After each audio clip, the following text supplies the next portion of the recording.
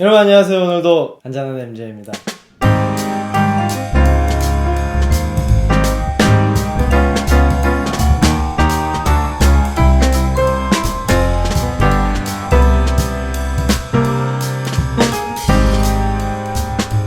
안경을 쓰고 나왔어요. 진짜 이렇게 술장을 준비를 또 해놓고 나니까 새마음 새뜻으로 여러분들하고 좀 가볍게 공부를 해볼까 하는 생각을 해봤어요. 뭐 그런 진짜 공부는 아니고 새 책, 새 노트, 새 책상 이런 게 들어오면 공부 잠깐이라도 열심히 하고 싶은 마음 들잖아요. 그런 생각으로 사실 많은 분들이 그동안 문의를 주셨던 것 중에 하나가 무슨 맛을 보는데 아로마가 어떻고 스파이스가 어떻고 이런 얘기를 하는데 난 잘 모르겠다, 그게 정확히 뭐냐. 그래서 용어들 그런 것들을 한번 정리를 해볼까 합니다. 가시죠. 사실 제가 지금 한잔 하고 있는 요 잔 있잖아요. 아주 아름답죠? 그러니까 잔 이야기를 좀 먼저 드릴까 해요. 사실 술을 마시는 데 있어서 잔을 어디에 마셔야 된다. 예전에 제가 아드백 편에서도 말씀드렸다시피 종이컵만 아니면 다 가능합니다. 플라스틱 컵, 유리컵, 소주잔 다 괜찮습니다. 근데 다만 그래도 집에 이런 거 한두 잔 정도 가지고 있으면 술을 마시는데 훨씬 더 그 맛을 음미하고 즐기는데 도움이 될까 싶어서 여러 가지를 준비를 해봤어요. 샷잔, 제가 법원 편에서도 말씀드렸듯이 날씬한 튜브 모양의 그 잔, 샷잔이 있고, 사실 그거는 저는 잘 쓰지 않습니다. 그거 스트레이트로 마신다는 게 그럴 거면 소주 먹지 이런 느낌이라서 그거는 제가 별로 그렇게 좋아하지 않고요. 그 외에 이제 위스키를 마시는데 여러 가지 잔들이 있는데, 지금 보시는 이런 FM 글렌캐런 잔입니다. 위스키 협회에서 공식적으로 사용하는 잔이기도 하고, 이 튤립 모양 안에서 맛을 모아서 향을 맡고 맛을 보기에도 굉장히 적합한 잔 중에 하나죠. 그래서 이런 잔들 중에서도 이제 제일 먼저 나왔던 게 요 코피타 잔입니다. 지금 요 뚜껑이 덮여 있죠?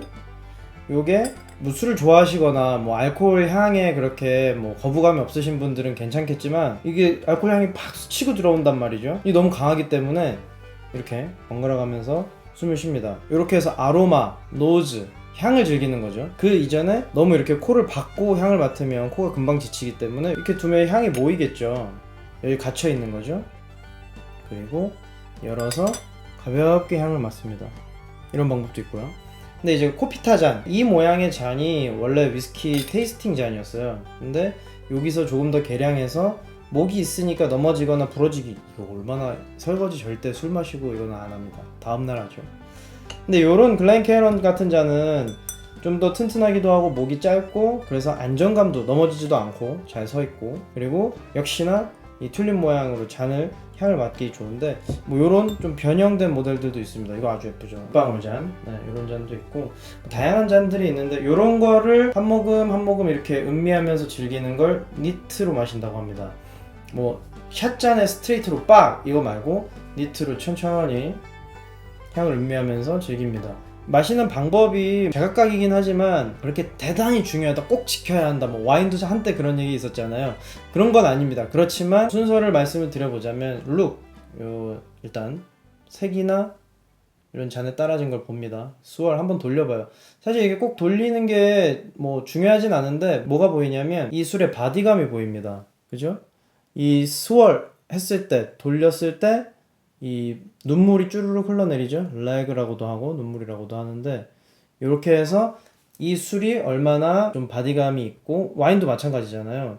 그리고 얼마나 점성이 있는지를 보는 거죠. 그리고 아로마, 스멜, 향을 맡습니다.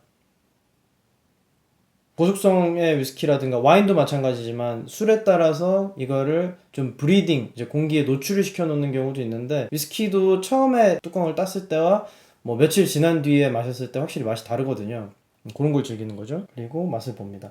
처음에는 아예 빡 마시는 게 아니라 요 입술 끝, 그리고 혀 끝으로 살짝 적신다는 느낌으로 살짝 마십니다. 그리고 이렇게 오물오물 이렇게 향을 맡으면 입 안에 천천히 퍼집니다. 이제 팔레트라고 표현을 하죠. 그리고 나면 목구멍으로 다 넘어갔는데도 술이 혓바닥 위에, 그리고 입천장에, 그리고 이 뒤로 넘어가는 이 부분에 술의 향이 그윽하게 퍼집니다. 요게 피니쉬. 어떤 술은 마시고 났을 때 슉 그냥 맛이 사라지는 경우도 있고, 어떤 술은 입안이 미끌미끌하거나 콧구멍 안으로 이제 날숨에 같이 술 맛이 들어오거나 하는 경우도 있죠. 근데 우리가 사실 이 맛을 세부적이고 뭔가 전문가처럼 표현할 정도의 필요성은 없다고 봅니다. 대신 누군가가 이 술은 뭔가 좀 플로럴한 맛이야, 뭐 오일리한 뒷맛이 있네, 이런 것들을 표현을 했을 때 아, 이게 이거구나 하는 어떤 약속 대련 같은 게 필요하잖아요. 그래야 저 사람이 표현했던 그 맛을 나도 떠올리면서 아, 내가 저 술을 마시면 이런 걸 즐길 수 있겠구나라는 걸 알게 해줄 거 아니에요. 사실 사람의 입맛이라는 게 똑같이 너티함이라고 생각을 하는데, 누구는 호두를 생각할 수도 있고 누구는 캐슈넛, 누구는 땅콩, 다 다를 거 아니에요. 그 너트 종류가 많으니까. 그래서 좀 더 제너럴하게 사용할 수 있는 걸 정리해 놓으신 분이 있습니다. 무려 8년이나 연구를 해서, 뭐 스코틀랜드에서 가장 오래된 학교기도 하고 영국의 캠브리지나 이런 오래된 역사를 가진 학교들과 어깨를 나란히 하는 세인트 앤드루스 대학이 있습니다. 그 학교가 사실 유명한 거는 이제 윌리엄 왕세자 부부가 거기를 다니면서 둘이 만나서 결혼을 하게 됐죠. 아무튼 거기에 대학 교수님, 이분이 8년 동안 연구를 했어요. 데빗 위셔트 교수님이 위스키의 맛을 표현하는 12가지 항목을 예를 들어주신 겁니다. 사실 정말 다양해요. 그리고 들었을 때 이건 빠진 것 같은데 이건 안 맞지 않나 하는 것들도 있지만, 12가지 예를 들어보면 스위트, 달콤함, 그리고 스모키, 그 훈제 냄새, 타는 냄새, 그리고 그 바디라고 영어로는 나와 있는데 우리로 치면 감칠맛, 뭐 혀를 감싸는 맛, 그 정도로 해석이 가능할 것 같아요. 그리고 메디시널이라고 양냄새죠. 양냄새, 요오드 냄새. 사실 스모키하고 그 피트의 요오드 냄새는 확실히 차이가 있거든요. 요걸 확실히 구분을 해놨더라고요. 그리고 타바코, 그 담배, 단순히 담배가 아니라 이파리, 불태운 이파리, 뭐 그런 냄새. 그리고 이제 꿀맛, 이 꿀맛은 법원에서도 많이 느끼죠. 아니면 뭐 쉐리오크나 이런 데서 이제 달달한 꿀맛. 그리고 요 어렵다는 그 스파이시, 이 서양과 동양의 우리의 그 매운맛이 워낙에 달라서 중국과도 다르죠. 이 매운맛이 다른데, 단순히 매웁다기보다는 어떤 그 혀를 때리는 그 통각, 이따가 조금 더 말씀을 드리겠습니다. 그리고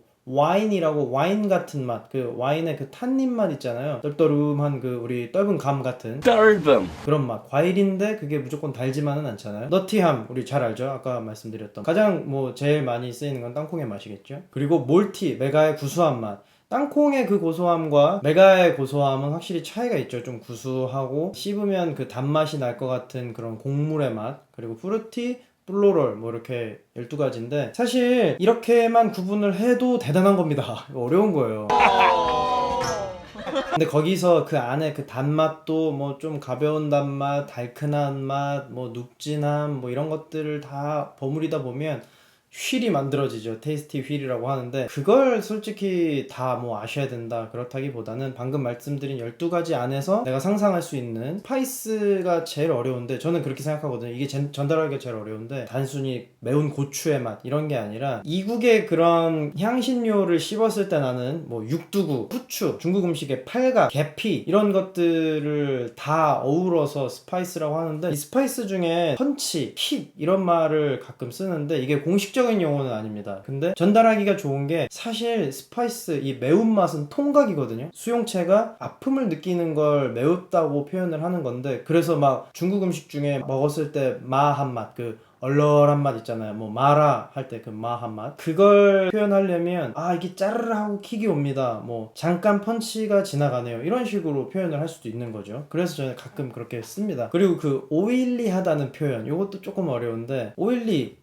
이게 아까 제가 잠깐 그 바디에 대해서 말씀드렸잖아요. 요 내려오는 이게 사실은 오일리함에서 오는 거거든요. 이렇게 기름이 내려오죠. 근데 이게 단순히 기름 맛이 아니라 혀 위를 부드럽게 감싸주면서 입천장과 혀 사이에 묘한 층이 생깁니다. 살짝 미끌미끌한 것 같기도 하고. 그래서 기름진 음식, 피자나 그런 오일 그런 맛 말고 곱창이라든가 그런 좀 뭔가 고소한 것 같기도 하고 혀를 감싸고 있고 입술을 감싸는 그 맛, 그런 게 느껴지는 경우에 이제 오일리라고 표현을 하죠. 근데 이런 것들이 어디서 오느냐, 사실 애초에 술을 증류했을 때는 대단히 큰 차이가 없습니다. 어떻게 보면 그 스피릿, 첫 번째 그 증류했을 때 술은 소주나 보드카 이런 증류주들, 그런 것들과 크게 다르지 않습니다. 무엇에서 차이가 오느냐, 바로 그 캐스크, 오크통의 차이가 이 맛들의 차이를 만들어냅니다. 물론 여러 가지 요소가 작용을 하죠. 그 전에 뭐 물을 어떻게 쓰느냐, 보리를 볶았냐, 뭘 넣었냐, 또는 옥수수를 넣었냐, 뭐 위트를 넣었냐, 굉장히 다양하죠. 캐스크 이야기는 다음 시간으로 이어집니다.